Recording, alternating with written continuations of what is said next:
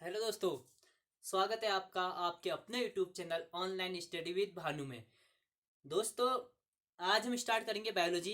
तो बायोलॉजी में दोस्तों हमने सेल पढ़ ली थी, आपकी कोशिका पढ़ ली थी। आज हम पढ़ते हैं दोस्तों, कोशिका के प्रकार पढ़ते हैं। ठीक है, कोशिका कितने प्रकार की होती है। ठीक है दोस्तों, तो मेनली दोस्तों कोशिका होती है हमारी दो प्रकार की। नंबर एक प्रोकैरियोटिक और नंबर दो यूकैरियोटिक। अब हम देखेंगे डिफरेंट इन दोनों के बीच में कि क्या डिफरेंस है। ठीक है, क्या डिफरेंट है इन दोनों के बीच में, प्रोकैरियोटिक और यूकैरियोटिक।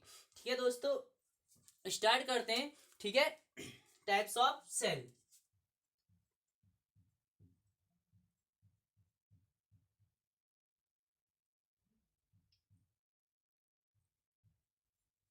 टाइप्स ऑफ सेल, ये क्या है दोस्तों, कोशिका के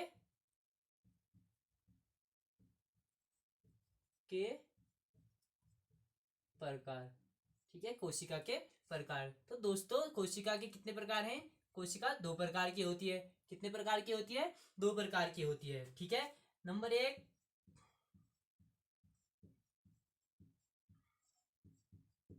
प्रोकैरियोटिक, नंबर दो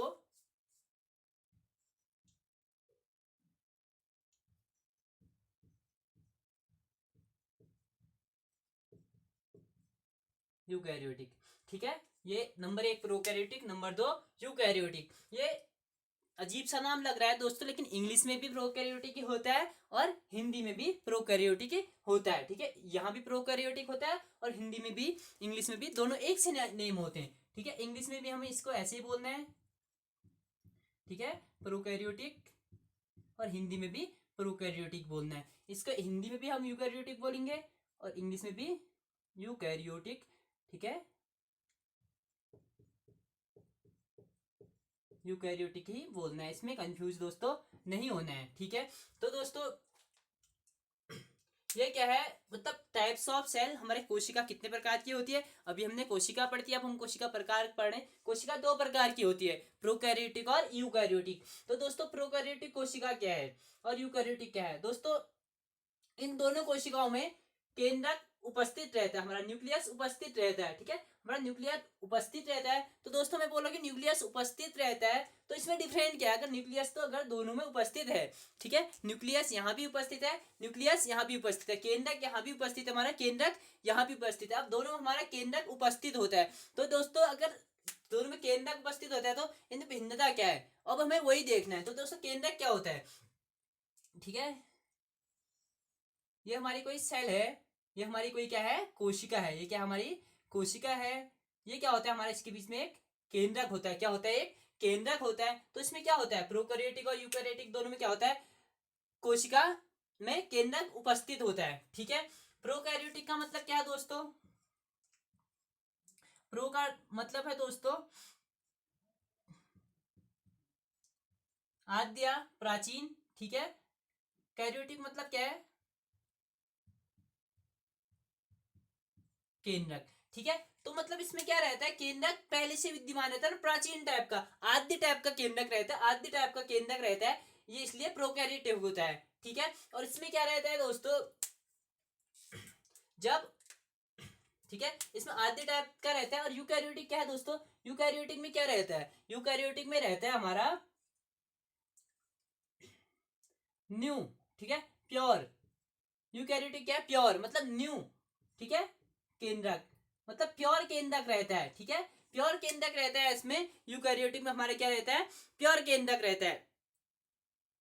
ठीक है दोस्तों, और उसमें क्या होता है, प्राचीन, इसमें क्या होता है, प्राचीन टाइप का केंद्रक हमारा उपस्थित होता है। तो दोस्तों केंद्रक दोनों में रहते हैं, लेकिन डिफरेंट क्या है कि इसमें आद्य तरीके का, इसमें एक प्योर टाइप का है, न्यू टाइप का है। ठीक है, केंद्रक न्यू टाइप का है। तो दोस्तों इसके बाद क्या है, अगला डिफरेंट क्या है दोस्तों इसमें,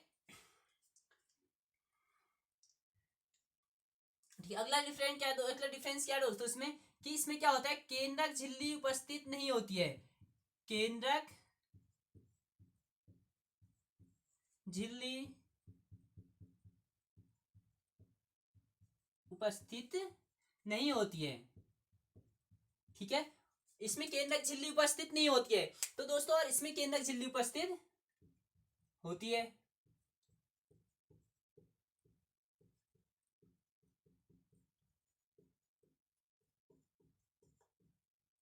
इसमें केंद्रक झिल्ली उपस्थित नहीं है।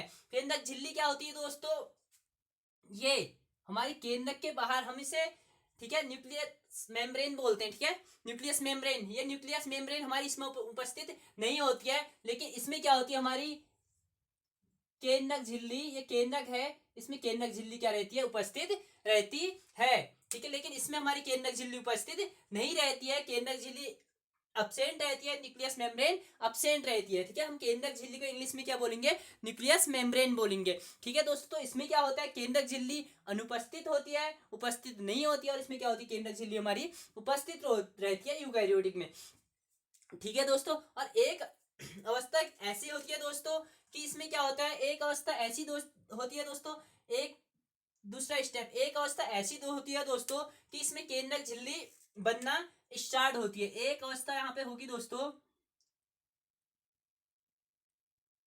ठीक है, ये केंद्रक झिल्ली क्या होगी, बनना स्टार्ट होती है, ये केंद्रक झिल्ली बनना स्टार्ट होती है। तो इससे हम क्या बोलते हैं, प्रिमिटिव टाइप होती है, ठीक है। ये क्या होती है, प्रिमिटिव टाइप की, मतलब इसका बनना, इसका विकसित होना स्टार्ट होता है, ठीक है। ये होती है हमारी प्रिमिटिव टाइप की, मतलब ये क्या हो रहा है दोस्तों, अभी बन रही है, ठीक है। ये क्या हो रहा है, अभी बन रही है, ठीक है। क्या है ये, केंद्रक झिल्ली क्या है हमारी, ये जो हमारी cell membrane, sorry nucleus membrane है, या क्या हो रही है, क्या हो रही है हमारी, बनना स्टार्ट हो रही है, क्या हो रही है, बनना स्टार्ट हो रही है। और थर्ड स्टेप में क्या हो रहा है कि जैसे ही ये केंद्रक झिल्ली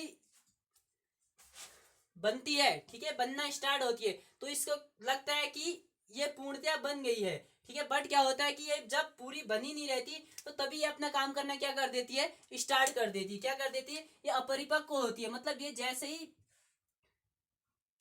बनना स्टार्ट होती है तो क्या करती है, काम करना स्टार्ट करती है, जिसके चक्कर में क्या होता है, ये टूट जाती है, क्योंकि ये अपरिपक्व होती है, ठीक है, आधी अवस्था में ही होती है, जिससे ये टूट जाती है, जिससे केंद्रक झिल्ली टूट जाती है, ठीक है, ये केंद्रक झिल्ली टूट जाती है, ठीक है। तो तीसरी स्थिति क्या होगी दोस्तों,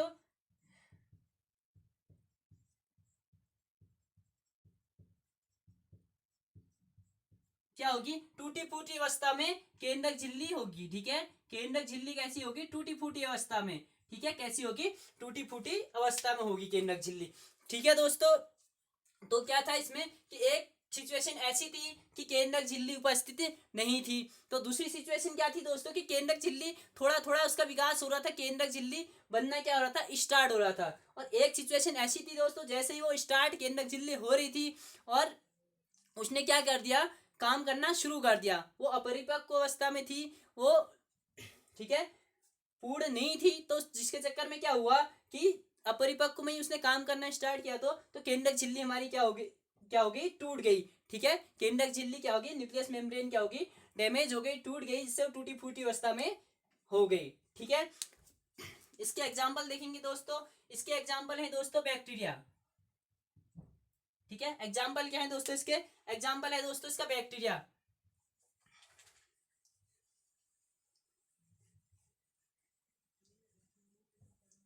एग्जाम्पल है इसका बैक्टीरिया,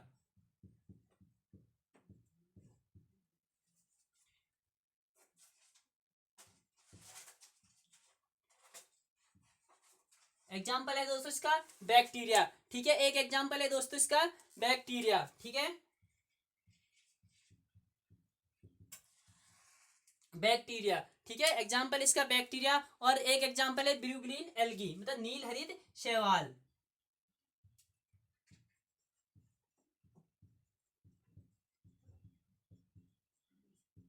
नील हरित शैवाल। इसमें क्या हुआ था दोस्तों, सबसे पहले धरती पे क्या आई थी, एक कोशिका आई थी, क्या थी वो, बैक्टीरिया, क्या थी, बैक्टीरिया। और इसके एग्जाम्पल क्या है दोस्तों, इसके एग्जाम्पल है हमारे यूकैरियोटिक के, यूकैरियोटिक के एग्जाम्पल है दोस्तों हमारे क्या है, प्लांट, ठीक है, प्लांट सेल,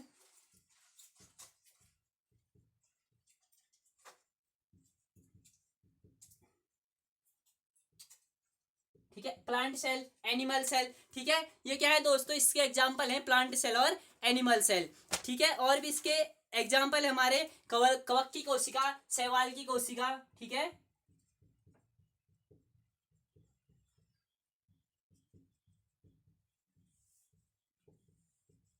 कवक की कोशिका और शैवाल की कोशिका। प्लांट सेल क्या है दोस्तों?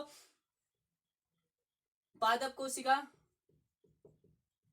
और ये क्या है? जंतु कोशिका। ठीक है, पादप कोशिका और जंतु कोशिका। तो हम दोस्तों क्या कह सकते हैं कि प्लांट सेल हमारे अंदर कैसी सेल है? प्लांट के अंदर कैसी सेल है? तो यूकैरियोटिक। ठीक है, और जो नील हरित शैवाल हमारे बैक्टीरिया होते हैं, इनके अंदर कैसी सेल होती है? प्रोकैरियोटिक। ठीक है,